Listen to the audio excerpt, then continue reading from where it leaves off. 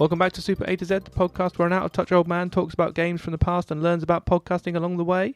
Hopefully, every episode from now on should have a slight improvement over the previous abomination. My name's James, and I'm here to take you through this alphabetical journey through the SNES games. So today I'm talking about the 7th Saga, released on April 23rd, 1993. The game was produced by Enix, or Enix. I've always said Enix, so that's what I'll be sticking with for this episode. If anyone is listening to this, you've chosen to listen to a podcast dedicated to games from the 90s. So you probably already know the story of Enix, but just in case, let me regale you. Enix produced the Dragon Quest or Dragon Warrior games. If you were in the US, they were their biggest franchise. They were in direct competition with Squaresoft's Final Fantasy series. They ran into some financial trouble when Dragon Quest VII had quite a serious delay. That was the early 2000s. They approached both Square and Namco to discuss a merger, and this is why today Squaresoft is known as Square Enix, because they are the company that they went with. This merger almost didn't happen. Square themselves had some quite major financial troubles when their release of their movie Final Fantasy Spirits Within flopped massively at the box office. So if you've seen that film, you probably understand why it flopped. I actually personally quite like Final Fantasy Spirits Within. The technology at the time was unreal, but I think the reason why it flopped so badly was because it didn't seem to have anything at all to do with Final Fantasy. So people went there expecting a kind of a Final Fantasy game in movie form, and they really didn't get it. So Square struggled there and almost didn't have the funds to complete the merger. But it did happen eventually, but we were quite close to having a universe where Namco Enix would produce the Dragon Quest games going forward. The game was developed by a company called Produce with an exclamation mark. They didn't have much of a credit history, especially not with releases over here, but they did develop Super Bomberman 1, 2 and 4. They didn't develop Super Bomberman 3. That was picked up by Hudson Soft themselves, who'd usually produce the game. That's a story we can get into properly in about 400 episodes' time when I cover the Super Bomberman games.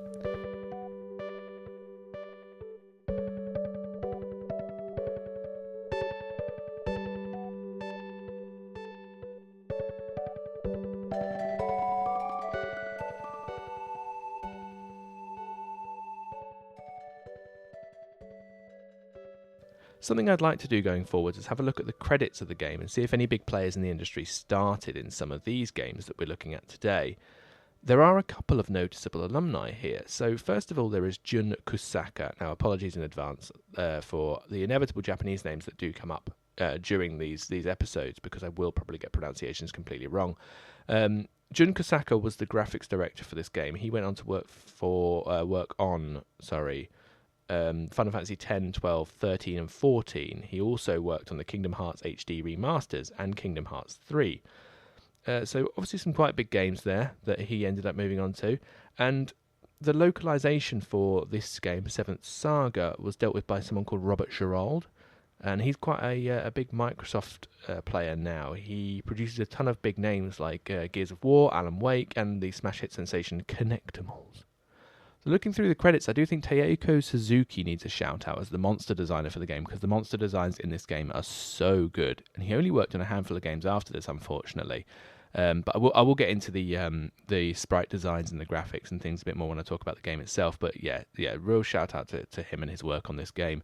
The other person I'd like to mention is Norihiko Yamanouki, who was the music composer for the game, and he only has one other video game credit on a Japanese-only game for the Super Graphics in 1990. It seemed really wild to me that was the case, because the music in this game is brilliant, so I looked into it a little bit deeper to try and find out what he was doing now. I just felt like it was a little bit of a missed opportunity. And it turns out that he's gone into sound engineering and being a musician in general. And he releases tracks under the name Bosatsu Beat, which I will link in the description of this podcast and probably on my Blue Sky as well. Because I ended up listening to this the whole time I was researching this game. It's just such a chill, relaxed vibe. And you can feel the sort of video game influence, the roots from his video game times and video game coming through into it. And it really is something that I'd recommend to anyone to listen to if they like that kind of music.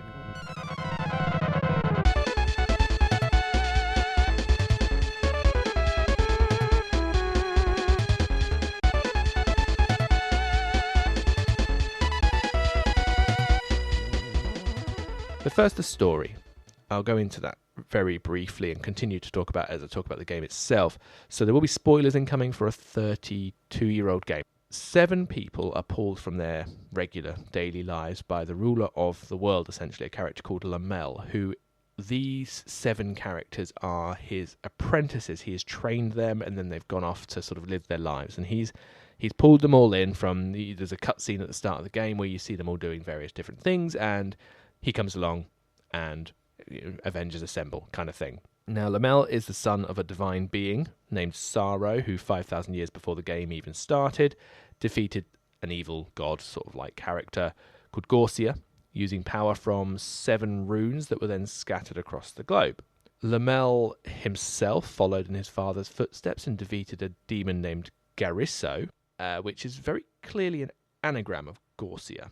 And as soon as it was mentioned, I was like, I've called this plot twist thing. It's clearly the same thing. It's like a resurrected version. I've got this. But no. Unless I missed something in the story, they're very much 2 different people, and it just seems potentially like a bit of, I don't know, not lazy character naming, I guess. Just, hey, here's another. So Gorcia and Garisso, I did get very confused between the 2 as the game went on because they are practically the same. So essentially, at the start of the game, Lamel, the ruler of the world, benevolent ruler, he's 100 years old, and he is done, essentially, and he recruits his 7 apprentices to find the runes. And if they will find all 7 runes, they can use the power and take his place, essentially, as ruler, so he can retire. It's a pretty standard setup for a JRPG. It's set in a fairly typical fantasy world, although there is a bit of sci-fi, a light sci-fi element throughout. There's these robot characters throughout the game. One of them is a player character. And they remind me a bit of Tars from Interstellar. There's a sunken ruin of a town called Melanum that has some serious sci-fi vibes, but I'll get into that a bit more later on. So yeah, it's fairly typical. It's fairly standard JRPG stuff. But the first interesting innovation that they went for is these 7 characters. So these 7 characters, like I say, you get your cutscene, they all get pulled in, standing in front of the king, and then you choose one. And it's no different to, say, the early Final Fantasy games where you choose your fighter, your cleric, your thief, whatever. They all have their stats, and these characters do sort of fit into these roles. But it's more than just a character select screen, because once you've made your choice, the other 6 don't just disappear from existence. They are all characters in the game, and they remain consistently in the world throughout the game and in the story throughout the adventure. And you come across some in towns, and they'll offer to join you. Some will just be indifferent and not really care about you. And some will try and kill you or betray you and send an assassin after you.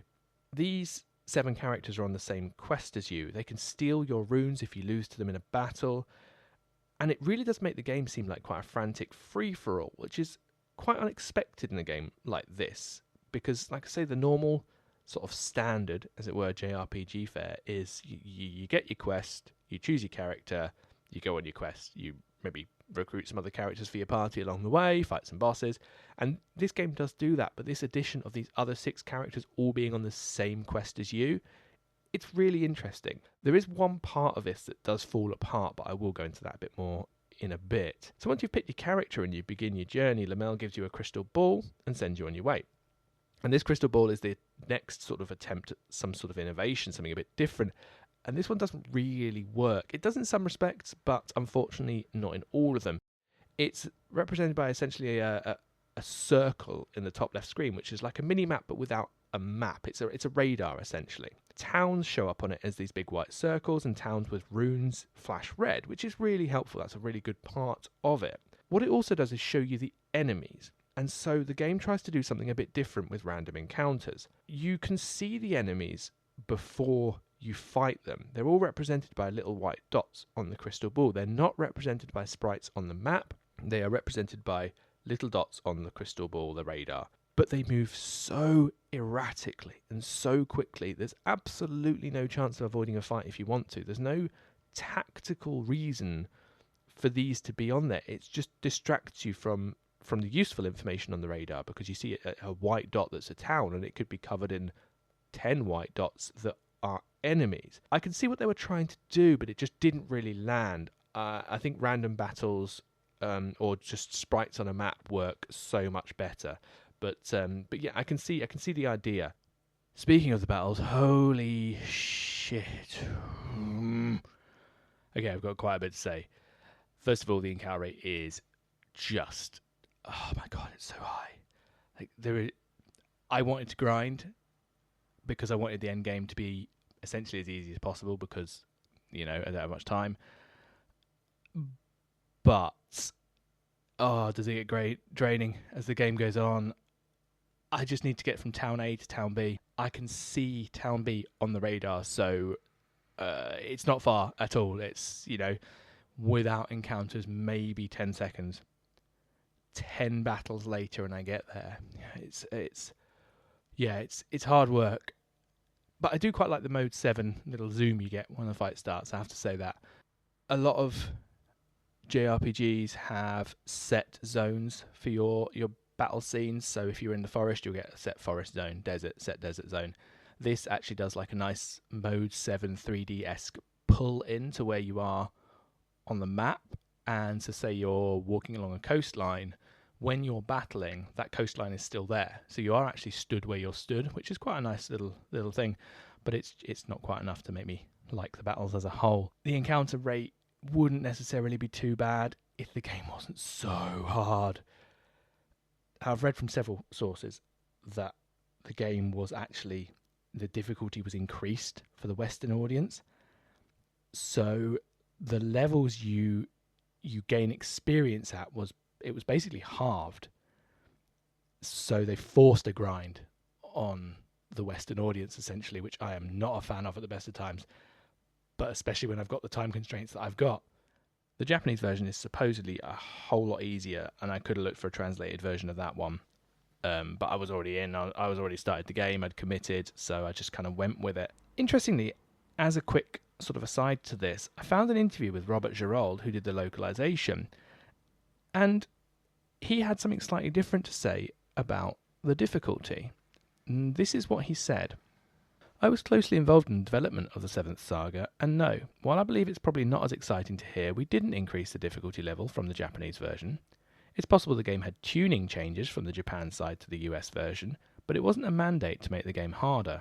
It's likely that we determined the game in Japan wasn't challenging enough based on feedback, and thus tuning adjustments were made. We changed some of the puzzles in terms of the questions you were asked in order to solve the puzzle, but the challenge remained the same. Keep in mind at the time you had a wide range of age groups playing SNES games. Depending on your age level, the game was either pretty straightforward or challenging. If I think back on some of the puzzle questions and imagine an 8-year-old trying to figure out some of the riddles, would have felt impossibly hard. We just posed riddles meant to get people thinking, but impossibly hard? Not even close. You want to talk about hard? Try Ninja Gaiden 2. That was the bar of difficulty back then, and was responsible for more broken television sets, consoles, and controllers than any other game to date. So apparently it wasn't made harder, but he mentions tweaks, and people much cleverer than me can clearly, definitely attest to the fact you do not level as quickly in the Western version of this game, so that may be the tweaks that he was referring to, but he seems to be referring more to the puzzle side of things. Interestingly, he mentions riddles and being asked questions and having to change the way the questions are worded, which I would completely understand between Japan and a Western release. You would have to change the wording of certain questions. I don't remember any questions in the game at all. Maybe one or two yes or no questions, but definitely not any riddles or anything like that. So really strange, but I have to go with the people that will have data mined the game and will have tested the game compared to Japan and this release, and I have to go with them because they know, they can tell, they can see the difficulty change. So anyway, I need to drag myself back out of the weeds here. So the high encounter rate, half the XP, but the actual mechanics of the battle are hard as well. So you've got your usual attack, defend, magic, item, and the escape option that barely ever works. I don't know about anyone else, but when I play a JRPG, defend is never really an option for me. It's not something I would choose to use, but they kind of make it a requirement in this. So until you level up a bit, but even after that, your attacks, physical attacks, don't do much damage by themselves. If you defend first, then attack, you do a critical hit. That's their system. So that's what they tell you straight away. And it's an attempt to make something a bit different again. I get that. I like that. but it kind of dragged the battle on. It was giving the enemy like a free attack each time, because this leads me into my next part, and this is my biggest issue with the battles. Fuck me, the rate the enemies dodge. Oh, honestly, I don't know if it was tied into how much lower level I was. It happened more if they were high level. My God, that dodge rate. Oh, it had to have been at least 50% in the majority of battles. So I'd defend, I'd get smashed in the face. I would attack and cause no damage because they dodged it. And then I'd lose my crit because my attack had failed. So they'd smash me in the face again. And I didn't have the defense buff that time. So then I'd defend again to try and get my critical hit. Get smashed again for the third time. And that's before I can even choose to do another attack and pray that this one actually hit. And if not, you go round and round again. And oh, it was so frustrating, I can't even tell you. The one thing I did love about the battles, besides when they were done, the enemy sprites. Now, I mentioned a little bit earlier on, but my God, the designs of the mobs in this game were so good. Seriously, go and Google 7th Saga sprites and have a look. I love getting to a new area just to see what I'd fight next. And then probably 5 seconds later, the battle started to piss me off to the point of wanting to give up entirely. But still, I was excited to see what I'd be fighting. There are a few recolored variants, but for the most part, it was all cool, new, original-looking things. And I loved that. I really liked the sprite work in this game. That was probably one of my favourite things beside the music. So that's the battle system. And it's probably my biggest gripe with the game, or I guess the difficulty as a whole, but like that's only tied really into the battle system, so that's how the difficulty is presented to you. But otherwise, you're going from town to town, you're talking to NPCs, getting clues about where a rune could be, exploring dungeons, find something to help a town, get a rune, move on. Fairly standard RPG stuff. One thing, again, it's not really a gripe, it's just a minor inconvenience. The controls, again, with a JRPG, the controls are movement and an action button. Essentially, that is kind of all you need. But weirdly, they tied the action button into a menu. So you obviously normally you've got your movement, you've got your action button, talk, open chest, that sort of thing, and then you'll have a menu button which will open up your menu, items, and that sort of thing. The action button was the menu button. So every time you opened a chest, you pressed the action button and it opened up a menu, and then you had to scroll down to search. Same with talking to an NPC. Press the button in front of them, menu comes up, scroll to talk. I think it's at the top, but you know what I mean. And so it just added like an extra couple of button presses every time you wanted to do something, which just seemed a little bit redundant. But besides that, that's again only a very minor gripe. One of the things I did like was the NPC dialogue. There was some context sensitive stuff, like I was poisoned at one point and I went into a town and I spoke to somebody, the same town I'd already been into. I'd already spoke to this person before. I spoke to them this time and they said something completely different to what they'd said before, and they recognised the fact that I was poisoned and told me where I could get an antidote. If you come across one of the apprentices in a town and your partner is knocked out, they'll make a comment about how you clearly don't really care about them a great deal because you've not resurrected them. So yeah, that's quite nice, like I say, context sensitive stuff. So you can get a partner in this game. That is all you can get is just one partner, about a group of 2. That's the highest party you can get. So I joined up with a character called Asuna, which, unsurprisingly, based on a name which I assume was a little nod to Final Fantasy, she's a white mage style character. And that's it, just me and Asuna for the majority of the game. And at one point, I go into a bar, and one of the apprentices is there. And I speak to him, and he makes the comment about, you obviously don't care much about her, because she's, you're dragging her unconscious body behind you. So I went to the chapel. Dragon Quest sort of style thing, you go to a chapel to heal and resurrect your characters, that sort of thing. Get her brought back to life, and I go back to him, assuming that the dialogue will change and he'll talk to me about a rune or something like that. I wasn't too sure. The dialogue did change. He challenged me to a fight. So I went into a battle with this apprentice in this bar, and simple standard battle. I beat him, and he was dead. And I mean, literally dead. He was gone from the story. Done. And I thought that was pretty cool. That's one of the sort of the things around the 7 characters that are in this game that I actually really like. And they do crop up throughout the game in that way, sometimes positive, sometimes negative. So as you progress through the story, helping towns, fighting bosses, collecting runes, you will eventually find this downside to the apprentices and their own journey through the game. So, I don't want to talk about this part because okay. You get to the 6th of 7 runes, and it's gone. It's been taken by one of the rival apprentices, and your goal is then to track them down and fight them for it. And at this point, I was using a guide because it does all start to get a little bit convoluted. I was very lost, and it turns out what you need to do is go back through every single town you've visited previously. It's all random. Speak to everyone in the town until someone mentions seeing the apprentice. Then they're supposed to ambush you. You do have a fast travel, thankfully. It's one of the rune powers. Every time you collect a rune, it gives you something that you can use. So one's fast travels, the rest are all bonuses in battles, attack power increase, that sort of thing. And you do have the radar as well that flashes red when a rune's in town, which again helps. And I thought, with fast travel and now knowing what I'm going to be doing, it should be fairly easy. So I port back to the first town and just work through them. Leave the towns, see if it's flashing red. If it's not, you move on.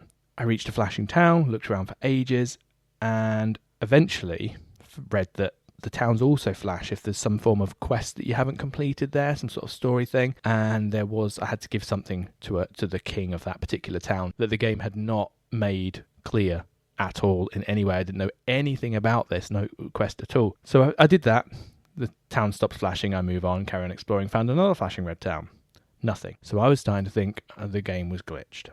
I could not find him anywhere. Apparently, according to the guide that I was looking at, if you fight 11 battles, specifically 11, that progresses time and the apprentice moves on to another town. So I do that. Go to the next flashing town, nothing again.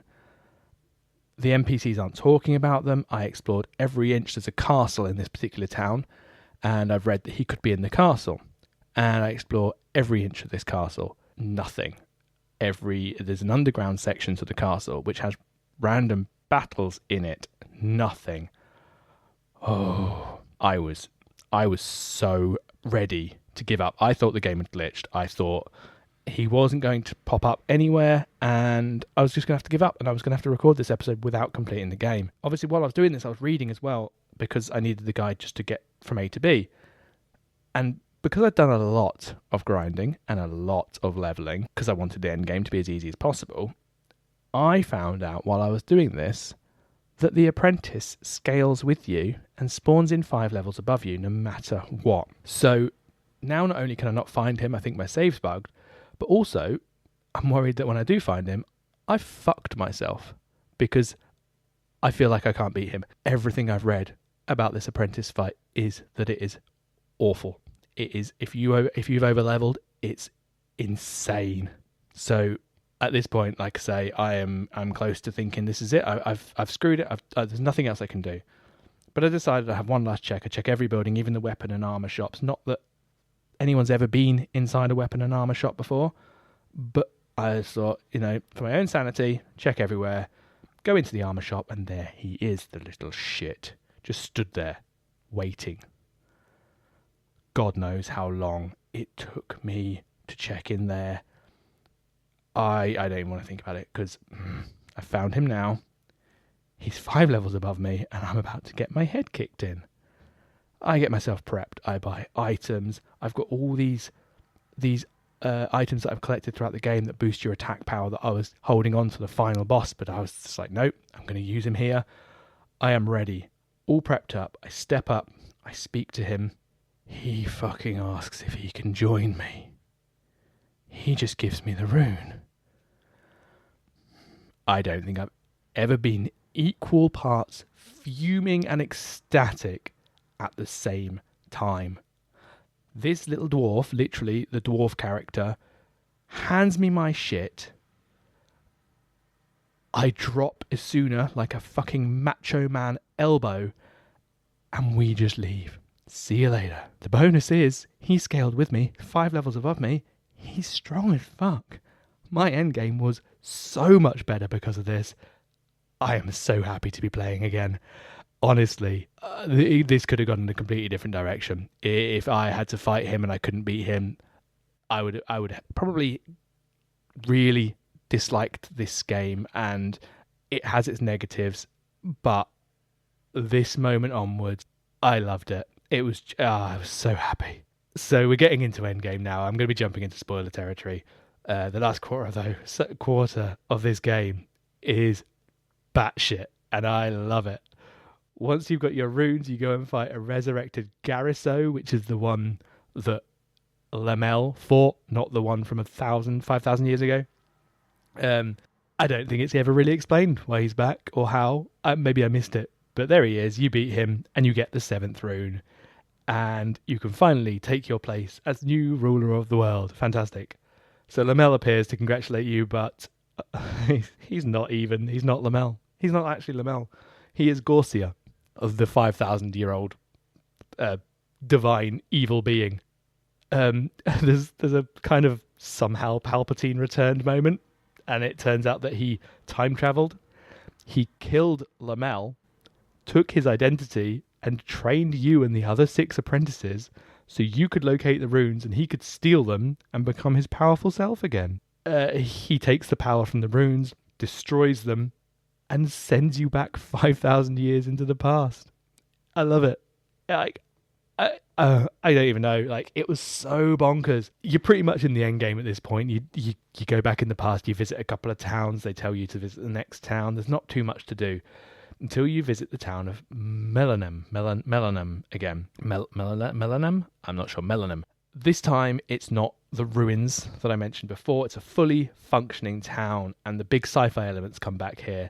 And I really wish they could have expanded a little bit more on it rather than just putting it right just before the ending. It turns out there's loads of scientists living in this town, and they're inventing this giant robot. They also invent the robot characters you see throughout the game, and that's where they come from. But they've invented this giant defense mechanism called Foma that they're hoping to use in the fight against Garcia. Is that Garcia? No, Gorcia. Jesus Christ, these names.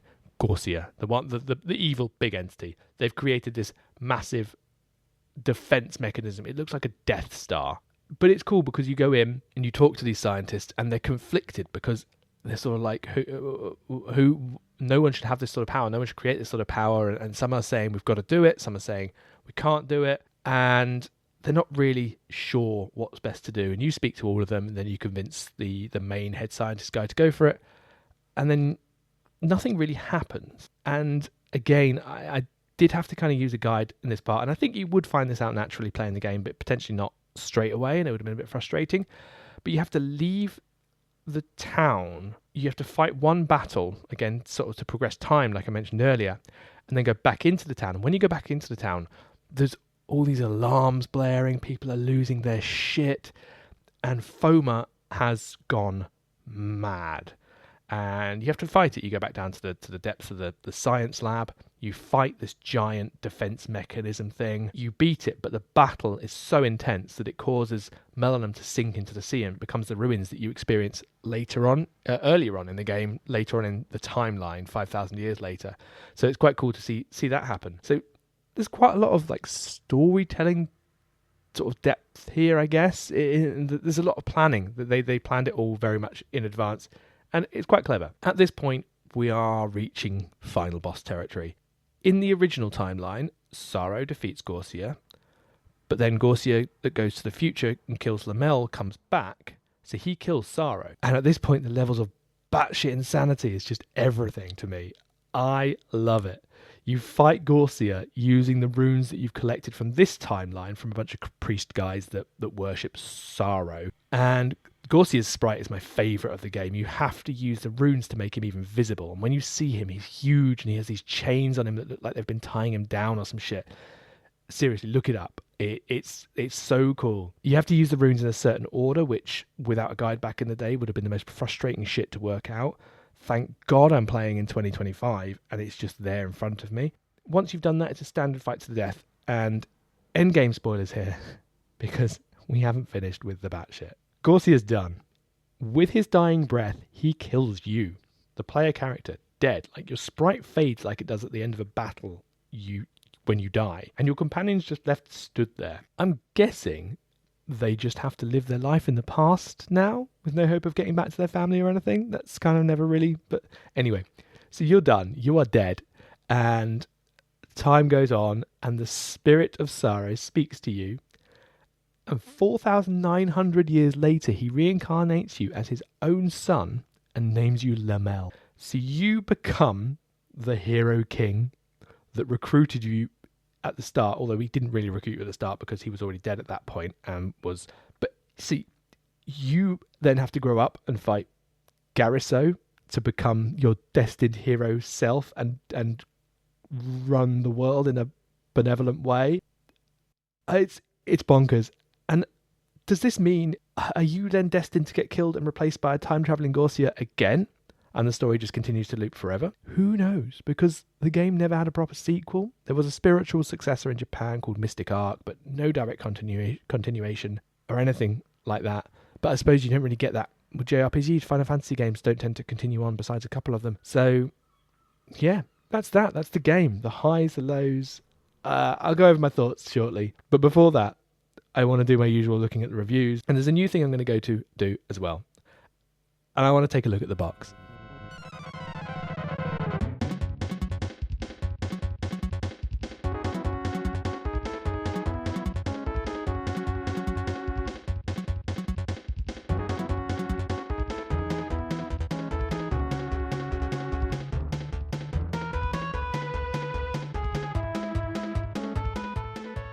So looking at the box might be a bit of a shit idea for an audio-only podcast. I get that.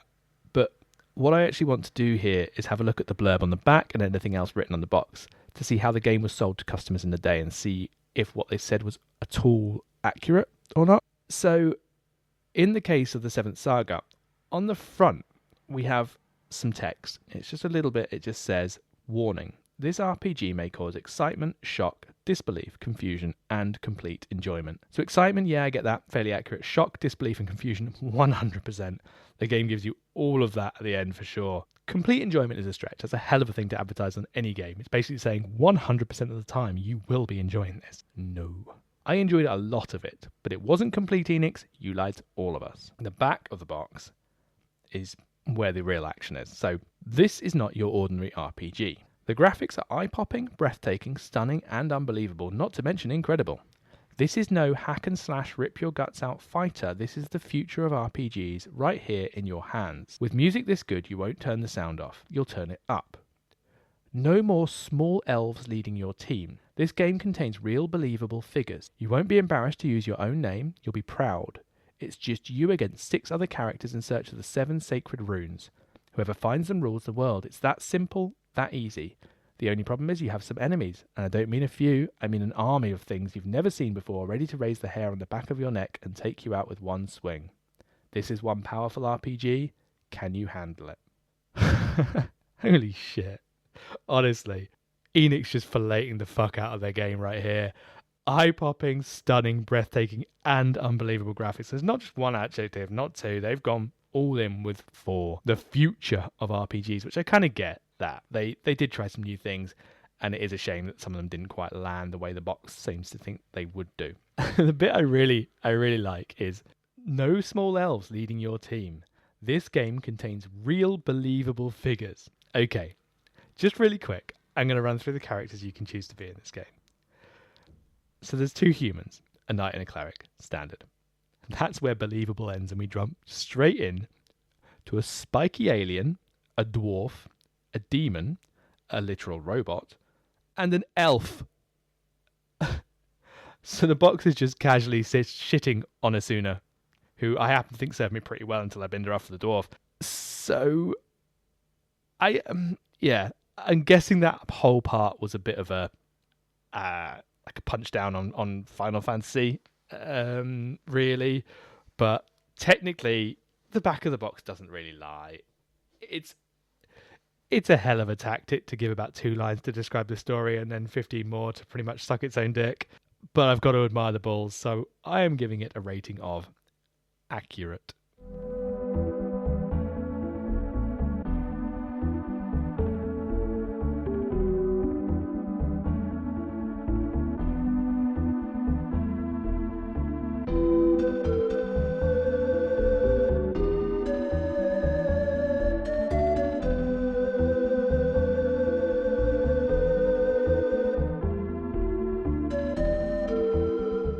thought I'd have quite a bit more luck finding reviews and mentions of this game in magazines, but I only managed to find 2 full reviews and a preview and some hints and tips. Similar to last week's as well, they all seem to be from issues coming from multiple months after the game's release, so that must have just been a thing back then, I guess, where game reviews didn't come out either prior to release or on release. They came out months later, which I guess is to do with what I mentioned before about these magazines just being, young lads putting this stuff together and not having you have to, even if they got review copies, they maybe only got review copies after release, and a game like this is going to take you a good few weeks to complete without a guide. But anyway, we'll have a quick look through them. So I found a preview in Game Players magazine of August 93. It doesn't have a score, it's just kind of promo stuff, some maps of the early game. Electronic Gaming Monthly had a review in the December of 93 issue. So, August. 7 months. I had to do very quick counting there. 7 months after release. And it had quite a big review, but I just got a little bite-sized bit at the end.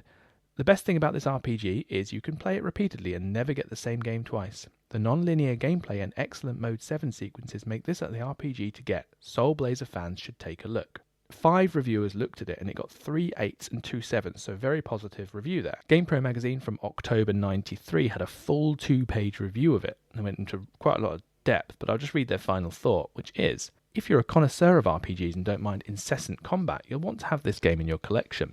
However, Enix may want to think twice about creating an 8th Saga. Graphics 4.5, sound 4, control 3.5, fun factor 3, challenge expert. So they're kind of saying that it's good but not good enough to warrant a sequel, I suppose.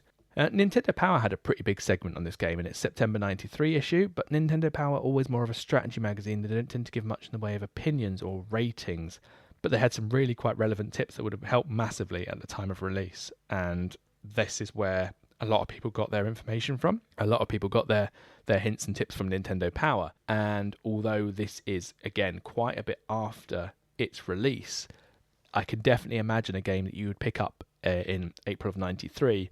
You'd play it for a little bit until you got stuck, and then move on to something else. And then when this issue of Nintendo Power comes out, you think, right, I can get back to that now. I can use these tips to get me further on.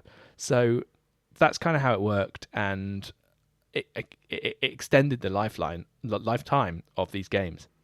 Overall, fairly positive reviews, despite the difficulty, which just goes to show how much people would look past something like that in this era if there was enough else under the hood to keep you entertained. And again, another real joy searching through these magazines, finding this information and seeing all these brilliant adverts from the time, these double-page spreads. And if nothing else, if you take nothing else from this podcast, if anyone is listening, go and have a look. There's tons of magazine scans on the Internet Archive, and also a retro mags. I'll link both the places in the description, but loads of them. Really interesting to go and have a look back through them. Okay, there we have it. Everything you could ever want to know about 7th Saga on the SNES, done. Could this have been someone's favourite game on the system? We're going to go back to that again. Absolutely. In an even more believable way than last week. My personal rating for the game was a 3 out of 5.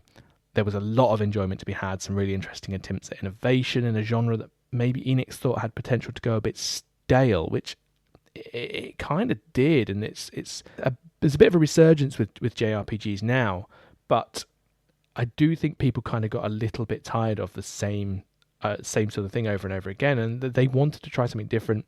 It's just a shame that some of it just really didn't work. The graphics are lovely, the music's brilliant. It's just the difficulty and the frustration, along with some of the convoluted back and forth.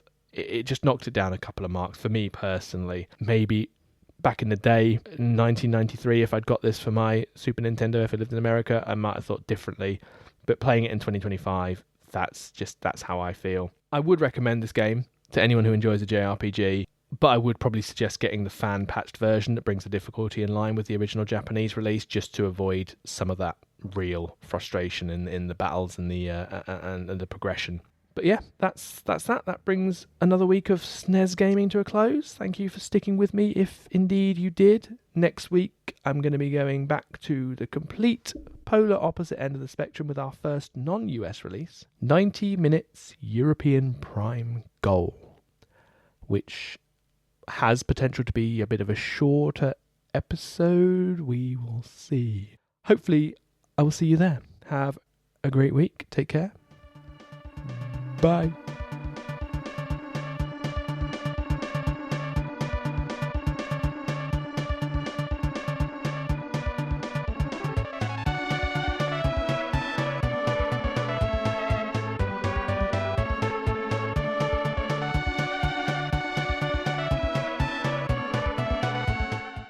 Lamel eventually followed in his father's footsteps, defeating a demon named Gorsia. No. Fuck. The names in this game are really stupid.